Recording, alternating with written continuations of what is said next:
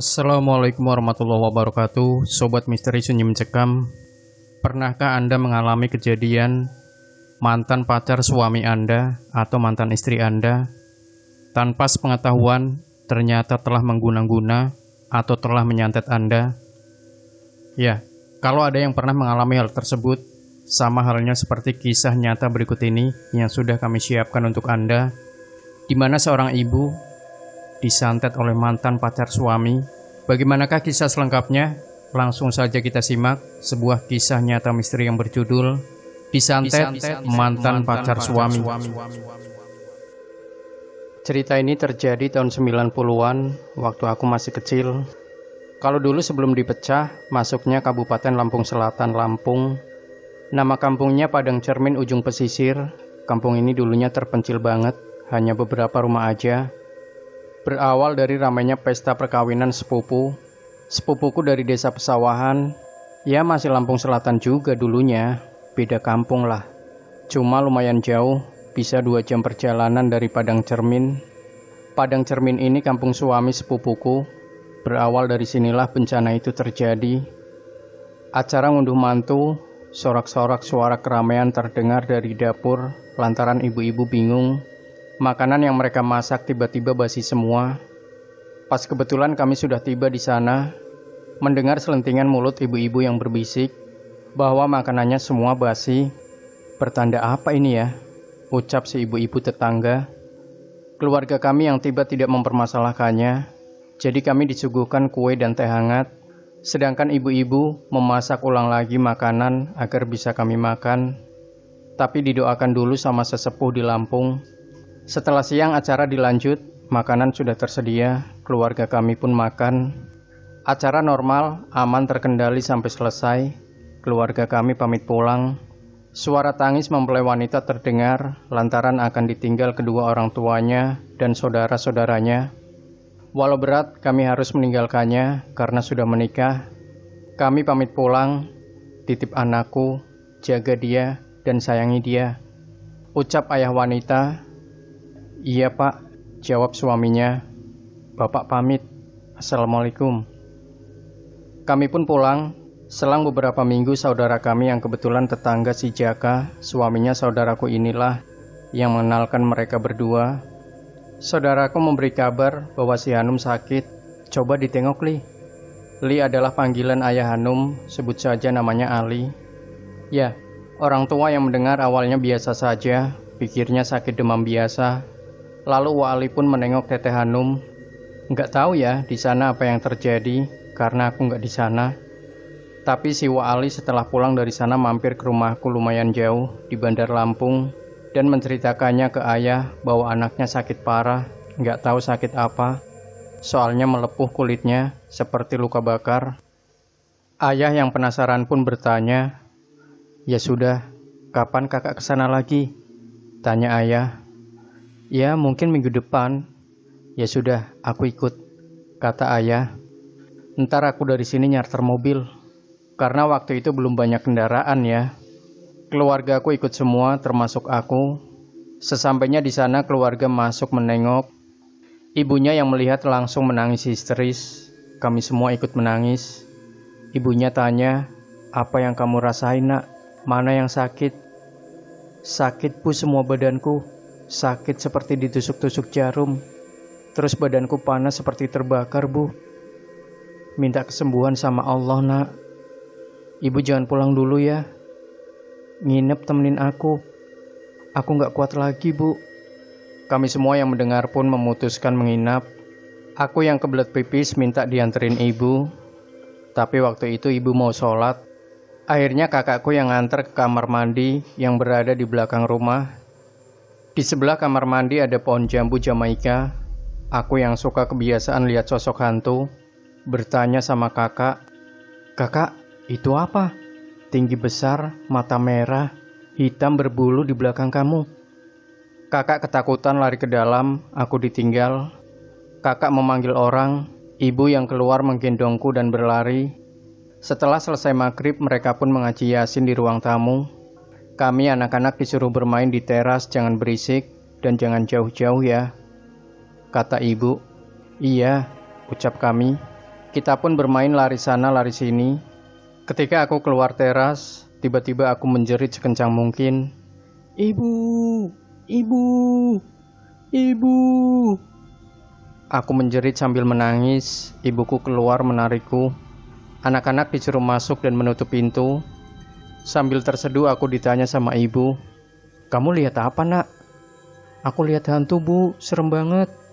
Matanya besar melotot, lidahnya panjang ke bawah, kukunya panjang, rambut panjang." Sambil aku memperagakannya pakai baju kotak-kotak hitam putih. "Sudah kuduga," jawab kakak sepupuku, "itu pasti leak. Adikku sakit nggak wajar, pasti ada yang kirim santet," ucapnya. Mereka pun terus mengaji sampai pagi bergantian. Teteh Hanum bisa tidur malam itu karena ada yang mengaji. Biasanya dia nggak bisa tidur. Kalau malam perutnya seperti ada yang berjalan.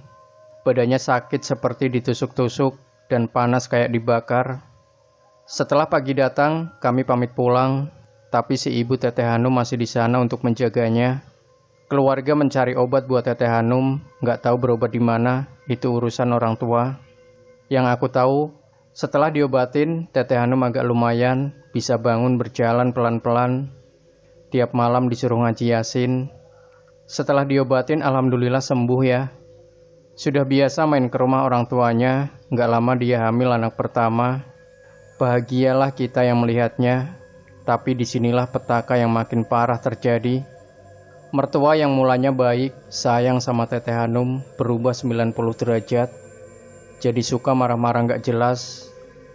Yang buat aneh Teteh Hanum, mantan pacar suaminya sering banget ke rumah, membawa makanan diam-diam. Ibu mertuaku disuruh aku makan, tanpa bilang makanan itu dari dia. Teteh Hanum tahu itu, karena dia sempat mendengar obrolan mertuanya dan mantan pacar suaminya. "Gimana, Bu? Sudah dimakan belum makanan yang aku kirim kemarin sama si Hanum?" "Sudah," kata ibu mertuanya. "Seharusnya aku yang jadi menantumu, Bu. Bukannya si Hanum," kata si wanita itu. "Iya ya, kan kamu yang pacaran lama sama anakku," kata si ibu mertua. Teteh Hanum lari ke kamar dan menangis. Suami yang baru pulang kerja nanya, "Kamu kenapa, Dek? Kok nangis?" "Aku gak apa-apa, cuma kangen ibu." "Boleh aku pulang, Kak?" tanya Teteh Hanum. "Iya, boleh lah." "Ya sudah, besok kakak antar." Keesokannya mereka pulang ke rumah Teteh Hanum. Diam-diam Teteh Hanum menceritakan ke ibunya soal kejadian kemarin. Tapi ibu cuma bilang, "Yang sabar ya, Nak. Jangan banyak pikiran. Kasihan janin yang ada di perutmu." "Iya, Bu," kata si Teteh. Mereka menginap cuma semalam saja, besoknya langsung pulang karena suaminya harus bekerja. Suami kerja pulangnya 1 minggu sekali karena tempat kerjanya jauh. Hari-hari dijalanin sama Teteh Hanum cacian dan makian dari mertuanya. Apa yang dikerjakan selalu saja salah, nggak tahu kenapa bisa berubah kayak gitu. Nggak lama dari situ, mantan pacarnya main lagi ke rumah. Teteh Hanum benar-benar tertekan, fisik maupun pikiran. Dia jatuh sakit, nggak bisa jalan. Mungkin lelah bawaan hamil besar. Mertuanya selalu mengoceh, punya menantu penyakitan, ucapnya. Teteh menangis. Tapi setiap ada suaminya, mertuanya baik. Ya kayak ibu tiri aja. Apalagi pas kita lagi main ke sana, baik banget kayaknya. Nggak tahu apa yang dirasain Teteh. Kayak ada tekanan batin, badan kurus kering, hanya perut saja yang membesar bawaan hamil. Selang beberapa bulan, Teteh melahirkan anak perempuan yang cantik. Kami pun menengok ke sana sambil ada acara syukuran anaknya. Dari situ belum berhenti cobaan si Teteh. Dia jatuh sakit, bahkan gak bisa nyusuin anaknya. Susu yang biasanya keluar, ini gak keluar. Aneh. Suaminya sudah bawa si Teteh berobat, tapi bukannya makin sembuh, malah makin parah. Suami putus asa, terus datanglah mantan pacarnya memberi minum air putih yang disuruh meminumkannya ke istrinya. Dia bilang, "Jangan bilang dari aku, takut dia gak mau meminumnya." Yang anehnya suaminya nurut aja. Bukannya makin sembuh. Malamnya si Teteh teriak-teriak kesakitan minta tolong. Lagi-lagi kami diberi kabar bahwa si Teteh sakit. Kami ke sana menjemput si Teteh agar dibawa ke rumah sakit karena waktu itu kondisinya lebih parah dari yang pertama. Badannya kurus, kulitnya melepuh, dan warna kulitnya gosong seperti terbakar. Setelah di rumah sakit dia dirawat, tapi kata dokter nggak ada penyakitnya. Waktu itu aku ikut ke rumah sakit melihat si Teteh dikelilingi sama setan yang pernah aku lihat. Sejenis leak, tapi ini banyak, mungkin ada 7, wajahnya serem-serem banget. Aku takut, jadi aku keluar kamar ngintip di jendela, masih ada. Teteh yang tertidur teriak-teriak minta tolong, tapi tetap matanya terpejam. Tolong, tolong, kata si Teteh. Ayahku pun membangunkannya, disuruh istighfar. Apa yang kamu lihat, Dik? Kamu mimpi apa? Kata ayahku. Si Teteh bercerita, aku dibawa seseorang perempuan ke tengah hutan yang gelap. Aku ditinggalnya. Terus aku mencari jalan keluar, tapi gak ketemu. Malah ketemu leak-leak yang seram, terus mengelilingi aku dan menyeretku. Gak tahu mau dibawa kemana. Dalam mimpi itu tiba-tiba si Abah Gede sama kakak Hakim datang. Mereka semua sudah meninggal. Abah Gede bilang suruh dilepasinya aku sama makhluk itu. Kata makhluk itu gak mau, karena anak ini harus mati. Teteh nangis sejadi-jadinya. Di dalam mimpi itu, si Abah bilang walaupun dia mati, tidak aku izinkan kau membawanya. Lepaskan dia, biar aku yang membawanya. Teteh terdiam, karena di sana ada pertarungan. Lalu si Abah Gede menang dan membawaku ke dalam lubang cahaya. Terus Teteh kebangun, kok rame? Teteh di mana, Om? Kamu di rumah sakit, kata ayah. Oh ya, pas Teteh dibawa ke rumah sakit, emang sudah gak sadar ya 2 hari. Ayahku menyuruh istighfar. Kamu pasti sembuh, Teh. Yakin aja sama Allah. Enggak, Om, aku bakalan mati. Tuh, Abah Gede sudah datang, mau jemput aku, kata si Teteh. Aku dan orang tua Teteh sedih, menangis mendengar Teteh bilang kayak gitu. Sudah, gak ada apa-apa, banyak berdoa aja. Sudah, istirahat aja. Kamu jangan banyak pikiran, kata ayah. Aku yang melihat di balik jendela ikut nangis ya. Soalnya benar-benar parah luka bakar, hampir di sekujur tubuhnya melepuh. Bahkan gak pakai baju si Teteh karena perih katanya. Sudah 1 minggu dirawat gak ada kemajuan, makin ngedrop si Teteh. Kami sekeluarga diberi kabar. Kebetulan rumah sakit sama rumahku itu gak jauh, cuma 20 menit sampai. Jadi kami bergegas ke sana. Benar saja makin parah. Dia sempat bilang ke ayah, Om datang. Aku pamit ya, Om. Maaf kalau aku punya salah. Jagain ibu sama bapak ya, Om. Abah Gede sudah datang menjemputku. Itu dia di atas. Sudah nungguin aku. Ayahku berbisik, nyebut, Dek. Asyhadu an la ilaha illallah wa asyhadu anna Muhammad Rasulullah. Teteh mengikuti ucapan ayah. Bapak sama ibu di sebelah kanannya menangis. Suami di kakinya si istri sambil mengusap-usap kepala.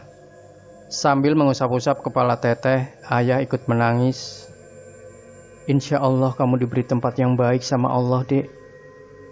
Innalillahi wa inna ilaihi roji'un. Teteh pun menghembuskan nafas terakhir di rumah sakit. Kami semua menangis sedih karena tidak menyangka Teteh meninggal dengan keadaan yang gak wajar. Keluarga pun mengurus kepulangan jenazah untuk dibawa ke kampung si Teteh. Di sana sudah ramai, banyak berdatangan ingin melihat karena banyak cerita dari orang kalau Teteh itu disantet. Mungkin penasaran sama keadaan Teteh. Yang cerita orang-orang yang pernah nengok Teteh, kulitnya melepuh kurus kering. Alhamdulillahnya setelah turun dari ambulan wangi semerbak. Orang-orang yang melayat pun keheranan, wangi apa ini? Sampainya di dalam rumah, wangi itu semakin menyengat. Orang-orang menangis. Rupanya wangi dari jenazah si Teteh. Orang-orang yang penasaran berebut ingin melihat si Teteh. Aku yang bengong hanya bisa senyum karena aku melihat si Teteh ada di depan pintu. Karena aku melihat si Teteh ada di depan pintu ruang tengah tersenyum padaku. Aku bilang sama ibu, "Bu, ada Teteh tuh depan pintu." Ibu bilang, "Hus, diem. Jangan banyak ngomong yang aneh-aneh. Kamu tunggu sini, jangan kemana-mana. Ibu mau ke belakang ya."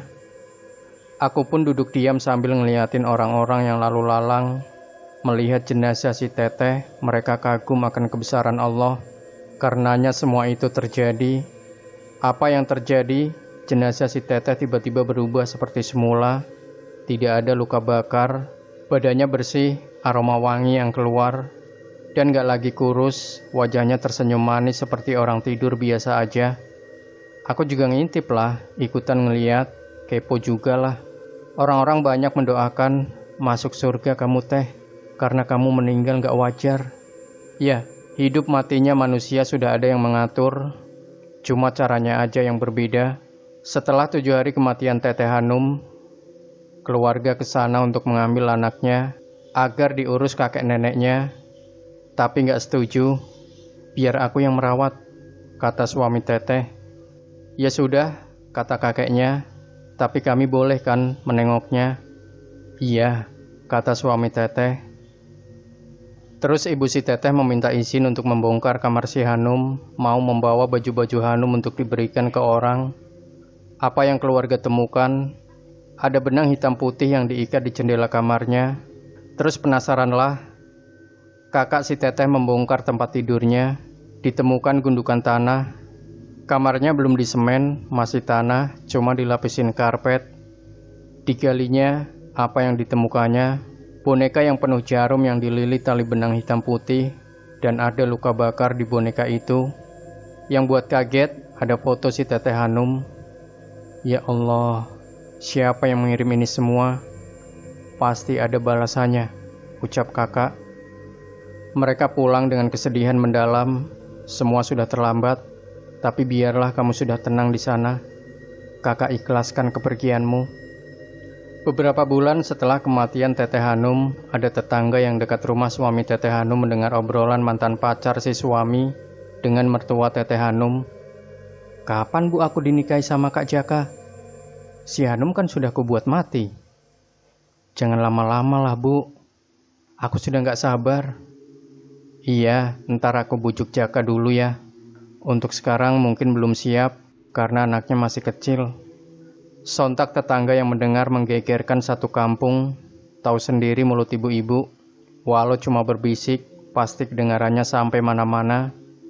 Terdengarlah kabar ke telinga saudara kami yang dekat rumah suami, lalu memberi kabar keluarga. Tapi keluarga sudah mengikhlaskan, mau berbuat apapun, tetap Teteh gak bisa hidup lagi. Jadi kami sebagai keluarga hanya bisa mengikhlaskan dan berdoa supaya diberi kesadaran. Setelah 1 tahun, suami Teteh pun menikah dengan wanita itu.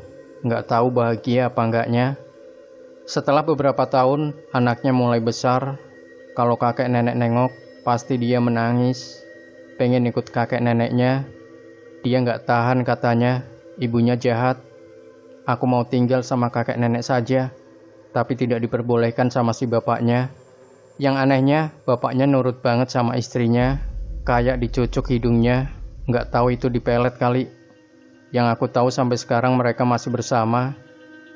Anak si Teteh tumbuh jadi anak remaja yang wajahnya mirip sekali dengan ibunya, nggak ada yang dibuang. Mungkin ibu tirinya jahat karena mengingatkan wajahnya dengan orang yang dia benci. Buat yang sudah mendengarkan ceritaku ini, terima kasih. Demikian Sobat Misteri Sunyi Mencekam. Jangan lupa berikan komentar Anda, like, share video ini, subscribe channel Sunyi Mencekam, dan kembali nantikan cerita-cerita misteri terbaru dari kami. Wassalamualaikum warahmatullahi wabarakatuh.